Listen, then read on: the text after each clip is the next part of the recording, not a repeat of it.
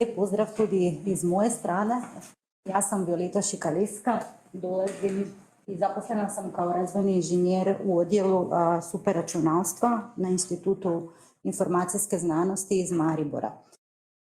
Ovom prilikom se zahvaljujem gospodinu Tomiću da nam je dao ta poziv da ovdje predstavimo i da vam omogućimo nekako da malo više saznate šta sve dobijate od HPC Vege u slobodnom pristupu Euro HPC Joint Undertaking. Sad kao i svi predavatelji, ja ću malo reći nešto o našem zavodu. Uglavnom je to javni zavod koji ima 120 zaposlenih. Bavimo se više stvari osim HPC Vega.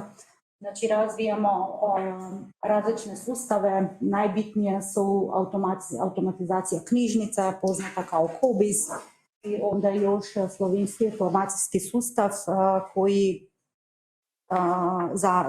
za istraživačke dejavnosti, to je SICRIS.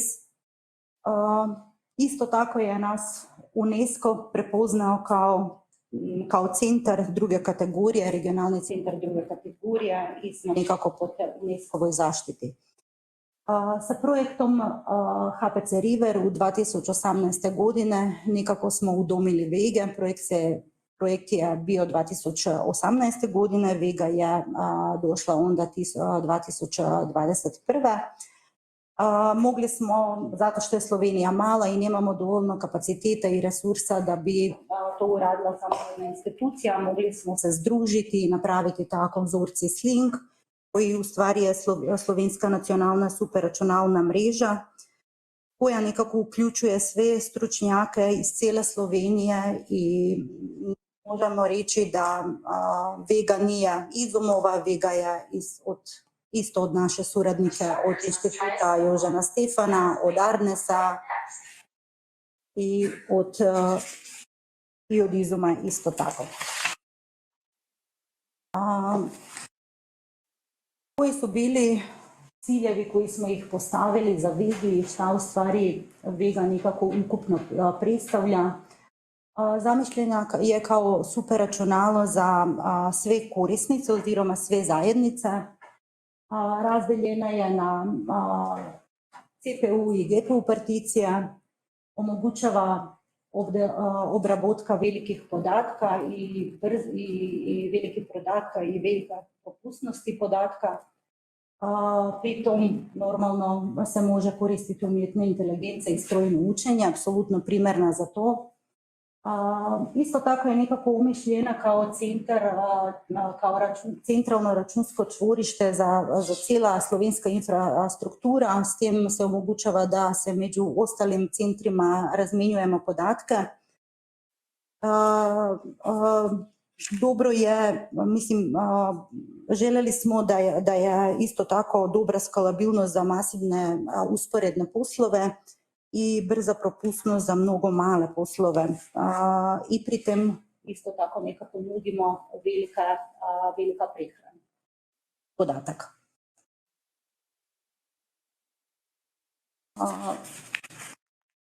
Naša Vega je dobila ime po matematičaru Juri Vegi, slovenskem matematičaru Juri Vegi, i uvek se hvalimo da je prvi operativni sustav u okviru projekta Euro HPC Joint Undertaking. Kao što sam rekla, u travnju 2021. godine je postala funkcionalna i počeli su prvi korisnici je upotrebavati. Sama infrastruktura nas je stala oko 17 milijuna eura, međutim so procenjeni troškovi, odnosno sredstva u narednih 8 godina predvideni oko 30 milijuna cijeli projekt. Drugače se bazira, temelji se na rešenju Atosa, Sequana XH2000, u kojoj imamo 1020 računalniška čvorova koji su međusobno povezani z tako reči brzo InfiniBand omrežje. I njihova skupna moč je 6,9 petaflopsov. Kasnije ću vam reći kako je to po particijama razdeljeno. Za prehranu podatka imamo dva file sistema, jedan koji je 18 petaflopov, odnosno negde 19 petaflopov i to je prehrana koja je bazirana na CEF rešenju i se koristi kao trajna prehrana i onda još imamo 1 terabajt za visoko zmogljiva učinkovita prehrana koja se bazira na Lustre file system. Kako su radni učinki Vege podijeljeni na resursima? U principu Vegina grafično ubrzana particija može izdržati performanse od 3,1 petaflopov, a ostale resurse do 6,9 petaflopov se dobiva se njegovim redovnim CPU snagom. Računalna čvorišta imaju od 1 terabajta memorije do odnosno 256, 512 i 1020 gigabitov. Svaka grafična procesorska jedinica ima dodatnih 40 gigabitov namenske memorije velike propustnosti. Za trajno prehrana podataka dostupno je 19 petaflopsov za propustnostom većom od 200 gigabita v sekundi.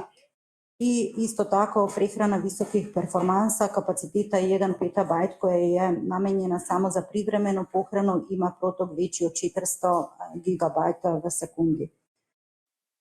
Ukratko možemo reči, da sa više od 130.000 CPU jezgara i 240 grafičkih ubrzivača HPC Vega još uvijek troši manje od 1 megawatt energije.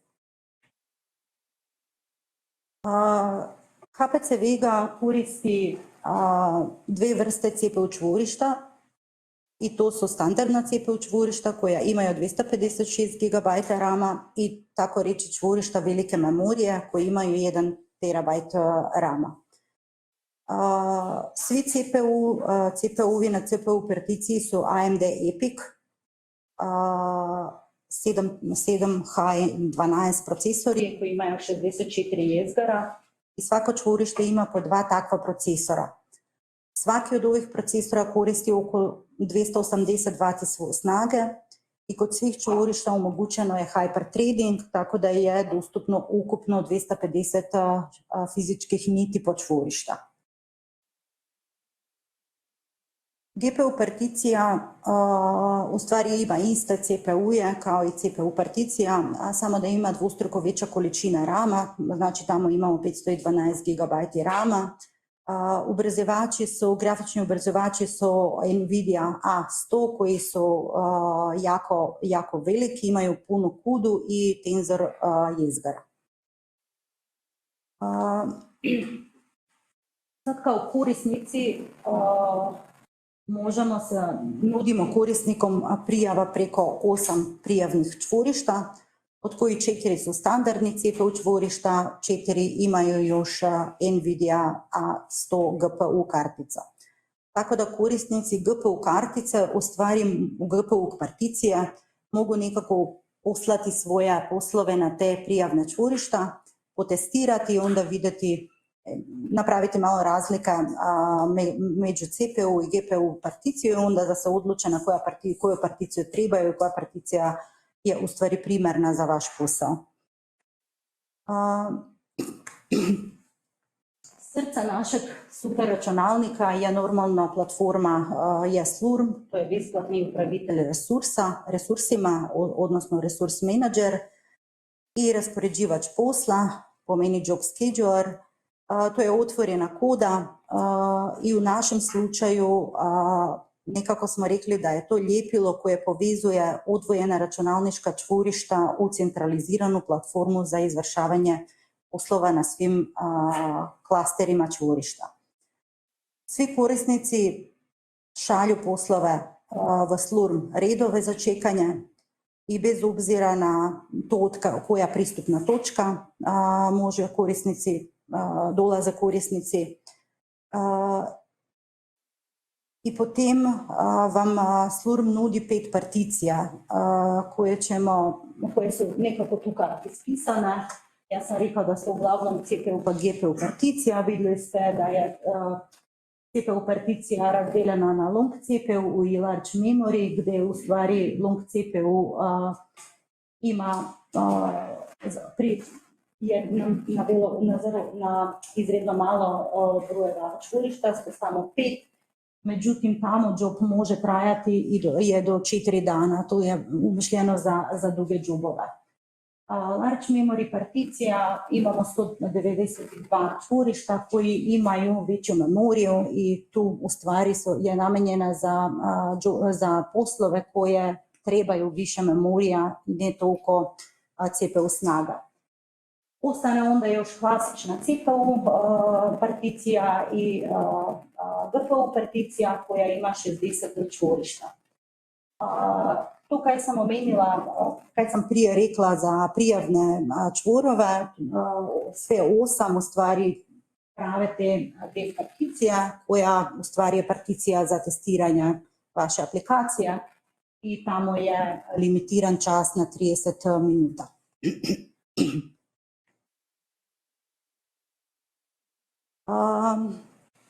Nekako smo imali, mislim, kad uđete na Vigu i počnete je koristiti, onda imamo za vas pripravljeno dodatne neke alatke koje vam u svakom trenutku možete vidjeti kako stojite, koliko ste od svojih resursa upotrebili, koliko vam je već ostalo ili još ostalo, onda različne izvještaje.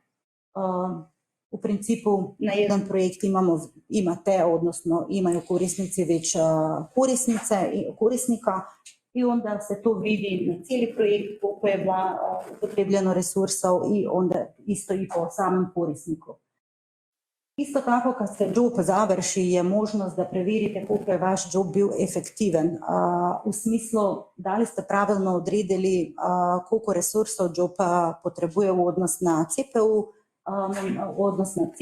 i u odnos na memorija. Po meni to se reče tako nekako preverjanje učinkovitost poslova. To vam je tamo čisto na desni strani. Možete, da. So do you raise alarms if people underutilize resources? No. So We you check give them the full notes and you don't care what they do with them? No, we care. I mean, the users don't care, but we care. no, but if the CPU efficiency of 24 basically means that he got 128 and then he just used 25%. Yes. Yes. But the point is that you can use this. I mean, if he asks for 128, you will charge him for 128, no matter if he used only 400, right?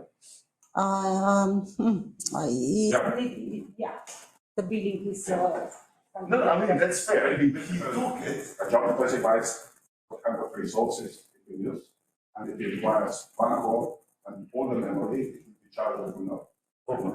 But we still pay attention to the efficiency and we notify the users. You notify them. Yes. The point is that you can see the efficiency when the job is finished. You can check that before or when the job is running. So we check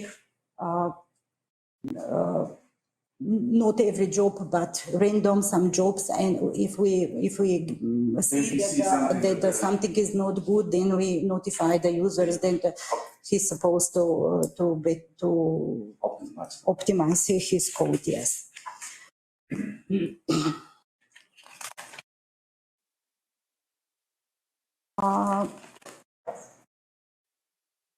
Isto tako, prije sam rekla da imamo više tipova prehrane. Uglavnom vidi se da je prehrana razdijeljena na 22 peta klopsov, to je u stvari ta trajna prehrana. I kad se korisnik uvek prijavi na Vigi, njegov home direktorij, domaći direktorij je u stvari na CEF-u. Dodatno svakemu korisniku dodelimo po želji, normalno uvek je to potrebno, dodelimo tako reći projektni direktorij u kojem svi nekako korisnici istog projekta imaju dostup do tega direktorija. Tu još imamo i lustre koji je, mislim, to je ta privremeni gdje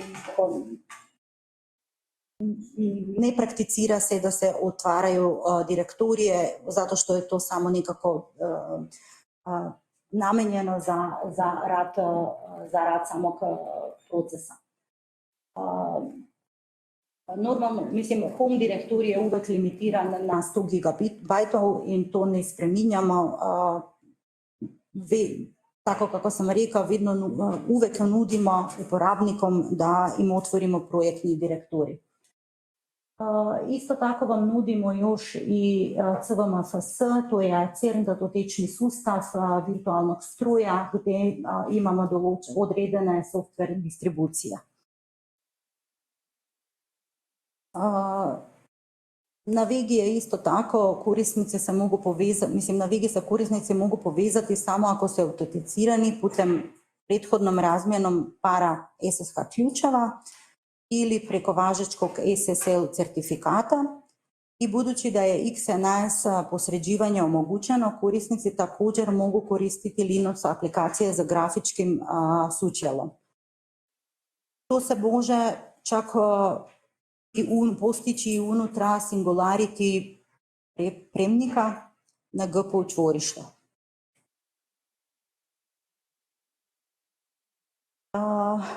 Osim XNS, isto tako korisnici Vege mogu koristiti internetsko grafičko korištenje, korisničko sučelje, Open on Demand. To je portal na kojima se nalazi jednosastavan sastavljač poslova za izradu paketne skripte za poslove koji istodobno možemo poslati posao za jednostavnim izbornikom datoteka. On Demand za jedan put je u našoj testnoj fazi, testiramo ga na slovenske korisnice. Međutim, naš cilj je da omogućimo svim korisnicima koji nekako ne znaju raditi sa Linuxom, onda da mogu pošiljati i kreirati svoje poslove preko jednog takvog internetsko grafičko sučelja. Osim vse te hardverske komponente koje sam vam opisala, normalno je da imamo i puno softvera na Vegi. Uglavnom, softver se nudi korisnikom poput modula i poput environmenta i isto tako podpiramo da korisnici sami donesu kontejnere oziroma Singularity kontejnere u kojem imaju svoj softver in ga na Vegi samo uporabljajo.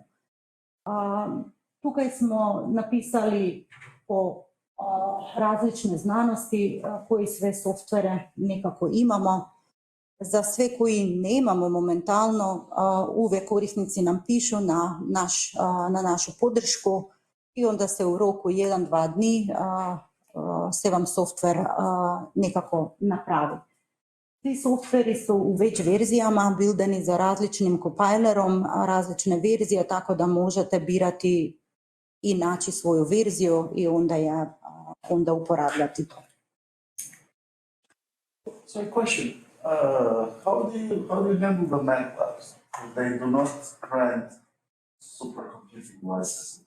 The users need to bring their own, right? We have, for Vega, we have MATLAB license. And people from Croatia can actually use MATLAB. Yes.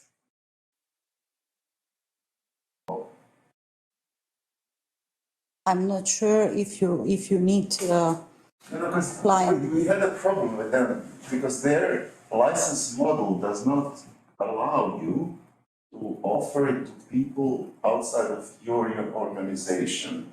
So basically the model is you can install it and then people need to bring their own MATLAB licenses in order to use it. One of the big issues we had. But here is the MATLAB set up as a module. What's mean that you load, when you log in to Vega, you load the module MATLAB and you are enabled to use it. It was enabled a bit differently because it was your HPC project, so there are others. because it was requested by the FTC. So you got the And the difference. Sarah Tinter compiler system. Because we had problems with that, they literally Yeah, said it's not that, easy. that license does not exist when we asked. Okay, that's good to know.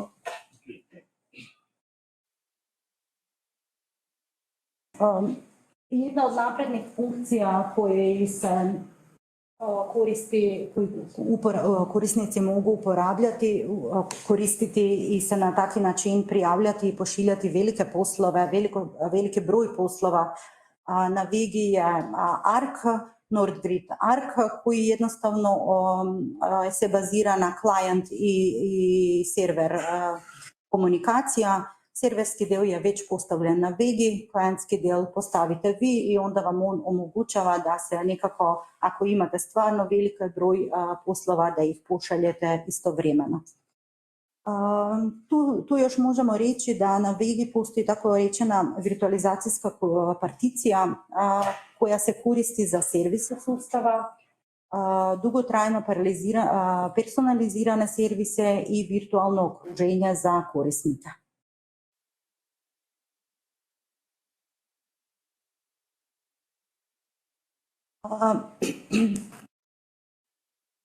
Vega nije samo slovenska, svi to znate, nego je i jedan del, 35% je pripada Evropskoj uniji, odnosno EuroHPC Joint Undertaking.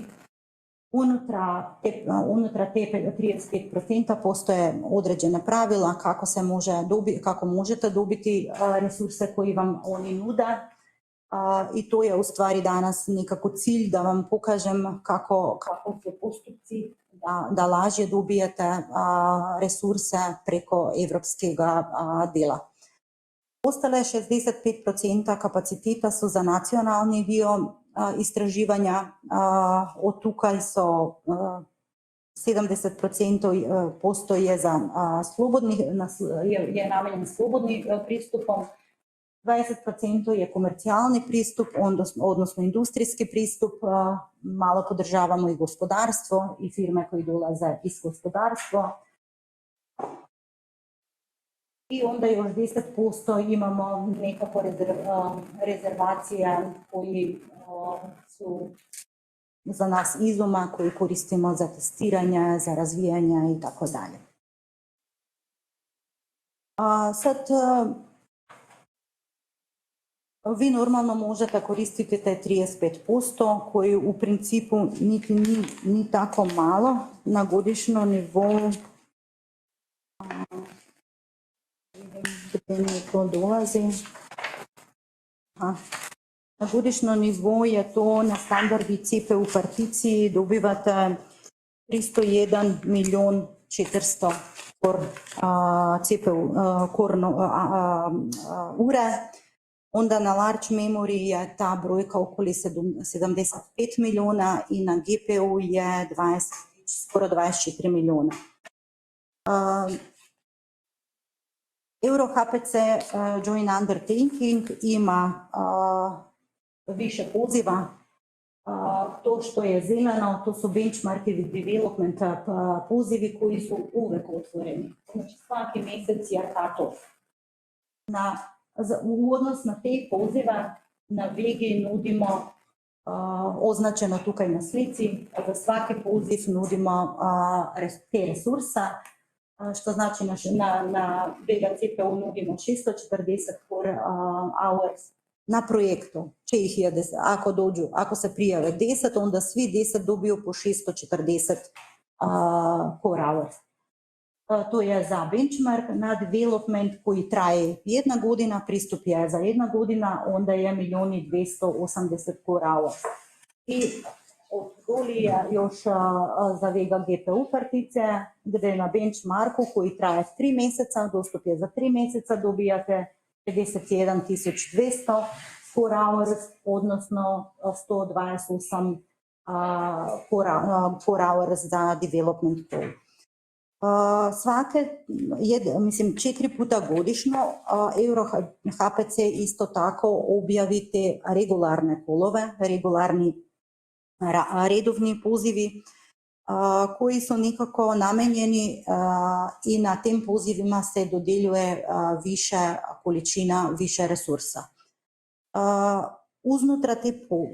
Uznutra redovnega poziva su resursi razdeljeni različno, odnosno 75% su rezervirani za znanost, 20% su rezervirani za industriju, za gospodarstvo i 5% so rezervirani za javna administracija. Tukaj sem nekako probala, da vam opišem, kako jedan redni poziv teče od same prijave do dodjele. Uglavnom se vi na prvi poziv prijavite i vaša zahtev, vaša prijava je prihvaćena i onda se iz strani EuroHPC-a Joint Undertaking napravi administrativna provjera. Tukaj je mogoče, ako v buduće se prijavljate na te redne pozive, vas molim, da ne upotrebavate Gmailove, zato što nekako so iz EuroHPC-a so osjetljivi na to. Dobro je, da je mail od institucija. Nakon administrativne prijave slede dve prijave koji nisu paralelni, ali nekako se odvijaju istovremeno. Jedna je tehnična prijava radi sam centar, kasnije, odnosno mogu vam tu objasniti šta, ako se prijavite na Vega, šta mi jednostavno gledamo u vašoj prijavi. Znači, provjerimo šta vi trebate od programske opreme, da li imamo sve potrebne knjižnice koje trebate, kakav je program i koju kodu koristite. Onda, da bi se prijavili na regularni call, za nas je isto dosta dobro došlo, no nije presudno, da ste nekako prije imali barem benchmark dostup, da ispitate da li vam Vega odgovara, da je nekako koda već prilagodena, pa onda da se ide na ta red. Ali kažem, to nije sad da mi zaradi to odbijamo neka prijava. Isto tako, znači ako je benchmarka napravljen, onda vidimo kakva je učinkovitost programske opreme i u principu redko do sad smo rekli da neka prijava nije prihvaćena bila na Vegi. You have percentages? Like how many of them were? Yes, we have in the 2 years just three applications which were rejected. How many? I have slides. That's really good percent. Yes, later I have the Sorry. graph with the project and users, so yes. Onda dolazi tako rečena znanstvena procjena. To su znanstveniki u okviru EuroHPC-a Joint Undertaking iz različnih znanstvenih područja, koji nekako, mogu vam tu kako teče ta znanstvena evolucija, koji nekako gledaju, moram tu reći da više se gleda da li vaša metoda, da li vaša koda, da li to šta radite ima kakva ima dodana vrednost u samom znanostu. Tako da tu bi vas možda molila, odnosno bi vam dala upate da opišite lepo svoje metode, dajte više poudarek na to šta je općenita pridobitev od vaše metode.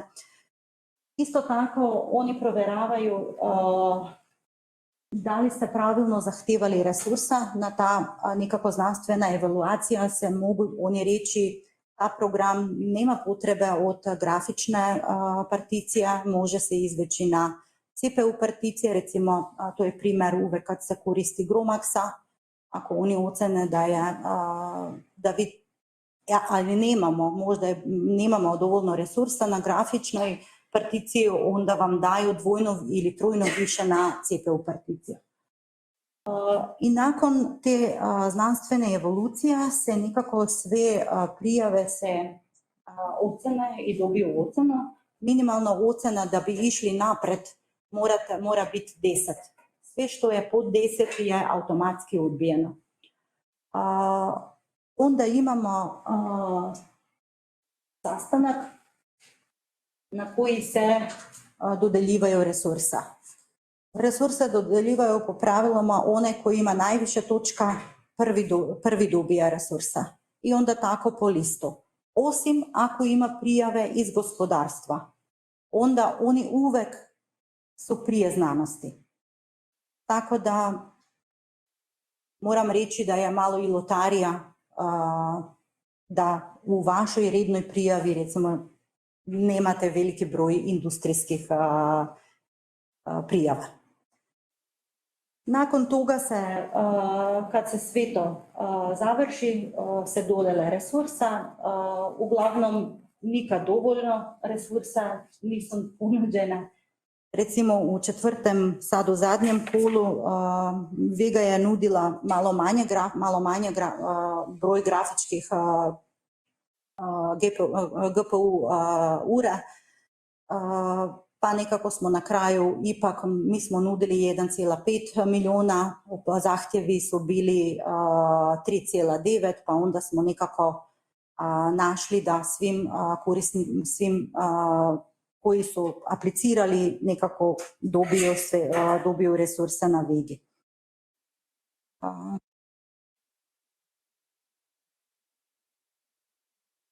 Onda slijedi komunikacija z nama. Vi automatski iz EuroHPC-a dobijete mail po cijeli ta postupak, kad se dostup dodijeli, dobijete mail na koji vam piše koliko sati čvorišta dobijete i na koji sustav. Onda mi iz Vege uradimo obrazac za odobravanje i vas kontaktiramo. To su tu razlika 1 do 2 dana. Među prvim mailom ki ga dobijete od EuroHPC i onda to kaj mi pošljemo iz naše podpore. Uglavnom naš obrazac ima sve podatke koji ste vi unijeli u samu prijavu, koliko ste tražili, koliko ste dobili. Tukaj vam dodelimo još i username sa koji morate pristupiti na Vegi. U tom mailu isto od vas zahtevamo da nam pošaljete vaše ključeve, da si razmenjamo ključeve, znači mi trebamo vaš javni del SSH ključa i vas molimo da nekako da nam potpišete taj EuroHPC ugovor o obradi osebnih podatkov za korisnički sadržaj, koji ga potpišete i nam ga vratite kad nam pošiljete isto i javni ključ. Onda kad dobijemo sve od vas, se korisnici dobiju pristup na HPC Vega i korisnici mogu početi sa radom nekako 1 sat po otvaranje usernama.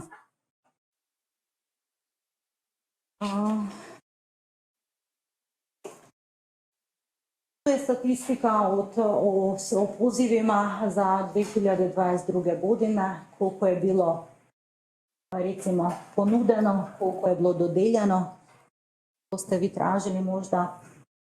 Zanimljivo je da recimo Hrvatska do sad je imala 3 razvojna projekta, development ste se vi 3 puta prijavili i sad na ovaj 4. redovni poziv je dr. Draško Tomić dobio 10 milijuna izgara na Vega CPU.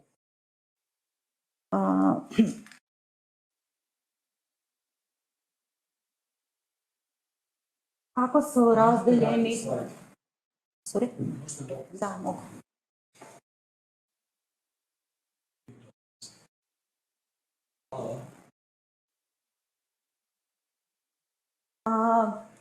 Naredna slika kaže kako su, koji projekti najviše dominiraju po područjima na Vegi. Uglavnom je kemijske znanosti, materijali, imamo 24 projekta u 2022. godina.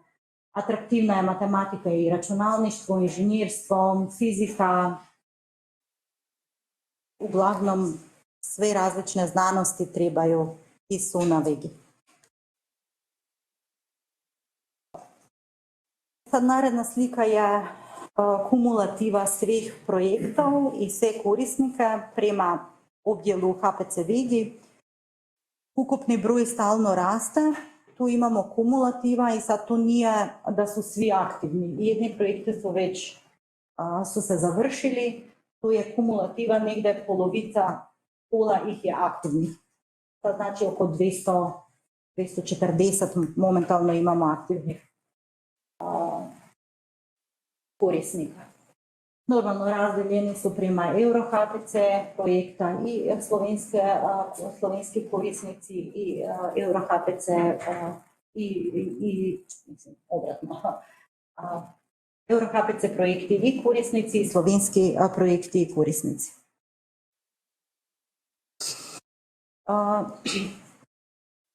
Još malo statistike, kako su naše particije iskoriščene.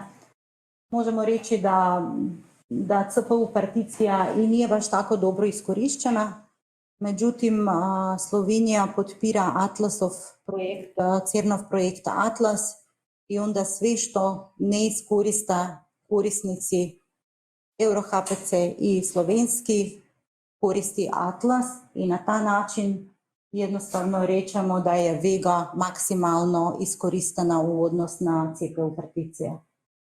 Za GPU particija je razdeljena tako kao što u principu je u celoti utilizirana. Sad smo u decembru imali redovno vzdrževanje, pa onda je malo manje. Inače su iskoristenost je nekako razdeljena tako kako je i razdeljen delež udel EuroHPC-a i slovenski del.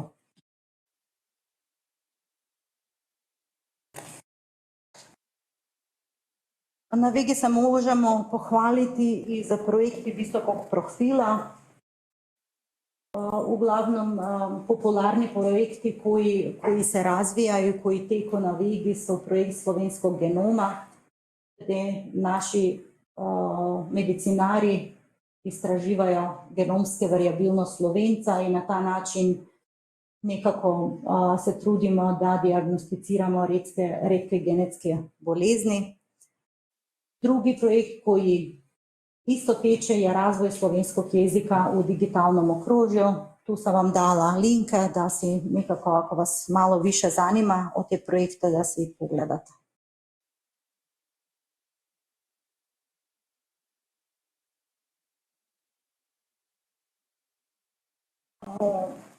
U odnos na atraktivne projekte iz EuroHPC možemo naglasiti ta projekt InterTwin, to je digitalni dvojček, v koji nekako se probajo narediti od naše organe, se pravi kopija, se pravi z umetno inteligenco in onda se na ta kopija nekako istraživajo stvari. Isto tako je se radi kopija od same zemlje in onda se na njoj isto tako prave različne istraživanja.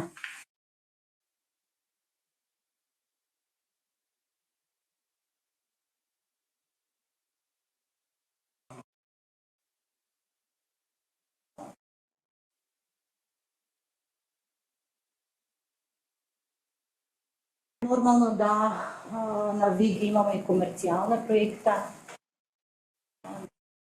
Surađujemo sa iz Švedske za Icarus Digital Med, koji ima svoj projekt i ga razvija na Švedskoj, mislim ga razvija kod nas. Mogu reći da je jedna hrvatska firma Insiliko, moguće je poznajete, koja već ima industrijski dostop na Vegi i sad smo u procesu potpisivanja dogovora sa Gorenja Slovenija, koji isto tako trebaju naše resurse. Večinoma, odnosno skoro sve o Vegi se najde na naša korisnička dokumentacija a sve što smo zaboravili možete nas uvek pisati na našu podršku. Tukaj je link i naš mail za na podršku. Uglavnom, ako bilo šta vas dodatno zanima, nam možete slobodno nas kontaktirati i pisati. Nešto što je zanimljivo i možda mogu pozvati i vas je da učestvujete u projekt SMEŠ, koji je projekti za EuroHPC Joint Undertaking. Dala sam link tega projekta. V glavnom projekt nudi doktorima znanosti koji su nedavno doktorirali jedinstvenu priliku da prošire i prodube znanje uz računalstvo visokih performansa. Nudi štipendija i izum u ta projekt je kot hosted entity. Mi nudimo resurse, nudimo isto da ta postdoktor nekako biva kod nas, da dobije sve radno okolje koje mu treba. I tako, oficijalni link je tu, još uvijek je otvoren. Malo smo napisali privlačne brojke za koji dobijete štipendija ali plača. Naredni mesec imamo Austrian-Slovenian HPC meeting koji gostimo u Mariboru. Tako da pozvani, isto bit će i pokazat ćemo vam fizički Vego, predstaviti jo, možete je vidjeti uživo.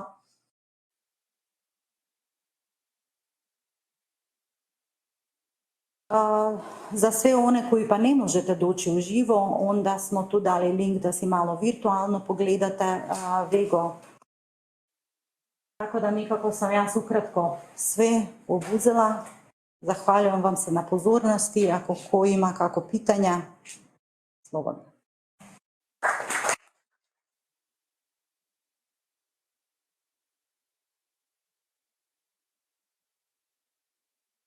Perhaps once more the question with regards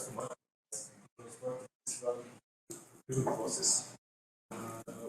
We were asking them to process this kind of license. They told us it's not possible. So the only one that exists in Croatia on this kind of scale is required the faculty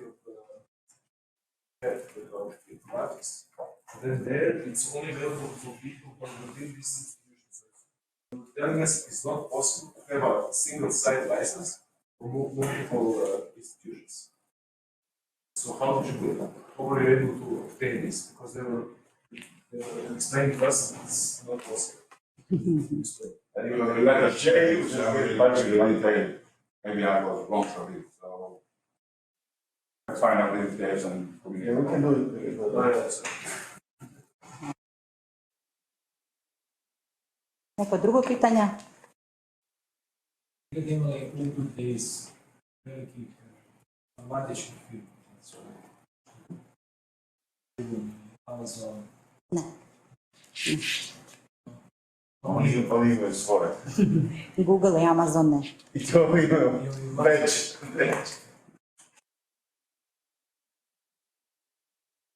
Ima otprilike koliko košta, znam da to ovisi koliko trebaš, ali recimo za projekt koji je dobio 10 milijuna, ponešto za 12 mjeseci, koji je otprilike red veličine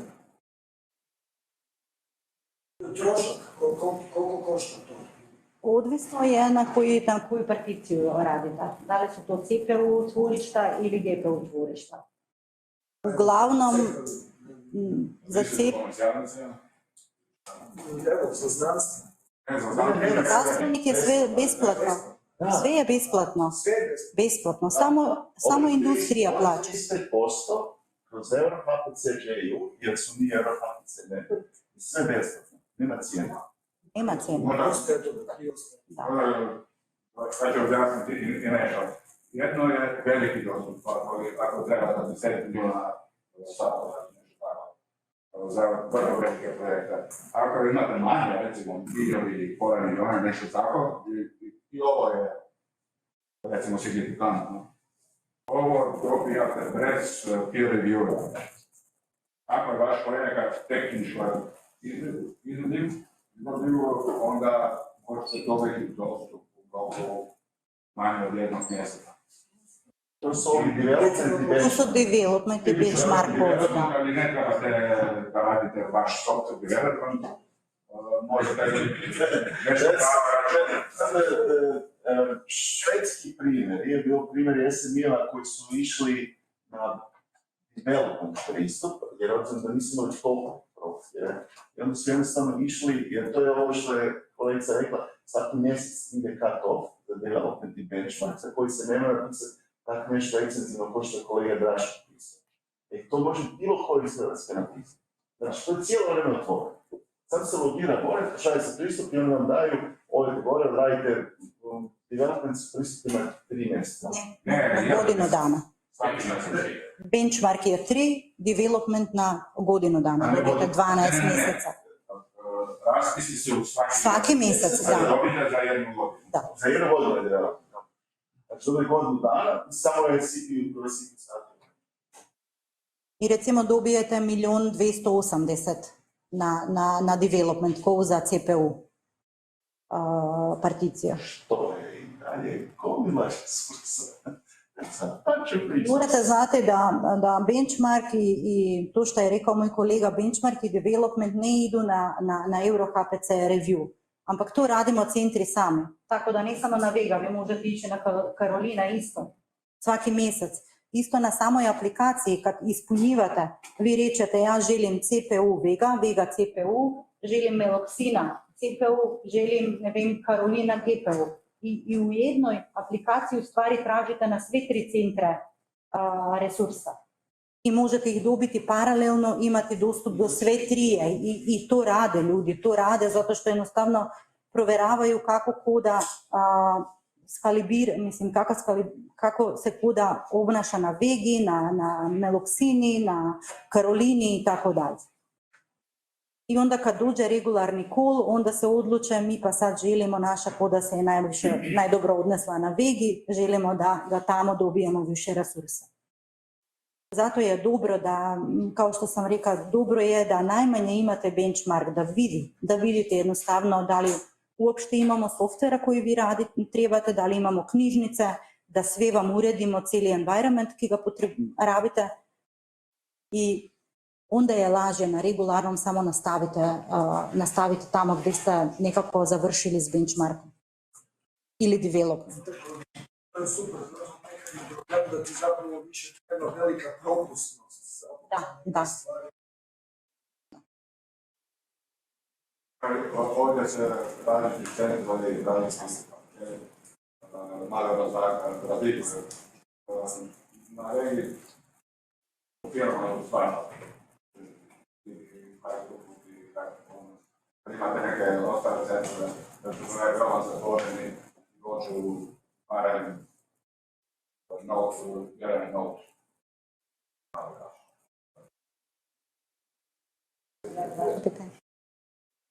Spomenuli ste tamo industrijski i komercijalni projekt. Koji je razlog? Kako to razlikujete? U okviru Euro HPC-a deleža oni imaju namenjen 20% resursa od ta redovni poziv namenjuju industrija. Što znači neka privatna firma može da se tamo javi za kapacitete. Komercijalni del, ki ga ima Vega, je 20% od vse resursa, ki jih imamo. I to znači da mi to možemo prodajati firmama. Neodvisno da li firma dolazi iz Slovenije ili dolazi iz Švedskoj ili dolazi iz Norveškoj ili od tu. Rekla sam vi, imamo komercijalni pristup od Insilico koji je hrvatska firma i sad 2. godina kako radi na Vegi. Za komercijalni dostup odlučujemo mi. Za industrijski preko Euro HPC-a onda odlučuje Euro HPC. Ili to mora biti otvoreno. Usporeno, da. Janić, industrijski ti je kolo. Znači imaš četiri čovjeka, znači moraš proći sve odraško, a ti ideš na industrijski i ne plaćaš ništa. Komercijalni je plati i možeš koristiti. Znači, plaćaš, prijaviš se za industrijski i ne prođeš od tržišta komercija. Ako imaš para. Ovako, razlika je to da vi v industrijskem, ako dobijete industrijski dostop, morate sve svoje rezultate javno objaviti. V komercijalni pa ne morate, sve je vaše, ništa ne morate objaviti. Znači to firme rade za svoj razvoj i nije im od interesa da objavljuju rezultate, razumete? Možeš pitati što točno znači javno objaviti? Javno objaviti znači da nekako vaš projekt za rezultatima postoji neki link koji mogu svi dostupati, rezultati su vidni, šta ste testirali, koda. Mislim su pravila kao Ali oni moraju objaviti kolekcije znanstvenih podataka ili tipa dovoljno da objave članak koji opisuje rad i da je taj članak u nekom časopisu koji je otvoreno. Recimo, znam točno regular to je navedeno, ali mi zapravo nije jasno do koje razine, tipa da li nam zbilja mora objaviti. Komplikovano. Industrijski dostup je unutra regulatorno. Tako da pravila važe kako za regulatorno. Sad detalje stvarno je treba malo pročitati te njihove pravila, ja ne znam na pamet. Da smo čitali, više me zanimalo iz vaših iskustva. Znači vi u principu kad pustite industriju, vi tražite da oni vam u nekom trenutku pošalju link gdje se vidi da je javno objavljeno rezultati tog istraživanja poslovne. Vidite, svaki projekt ko se zaključi, govorimo sad od Euro HPC deleža, mora postati final report. I u tom finalnom reportu su u stvari detalji vašeg rada. Znači, metode... Otvorenost je malo zeznutija stvar. Vjerovatno mora biti još neki link negdje gdje drugi mogu dostupati do njega. Provjeravate ili to provjerava J? To provjerava J.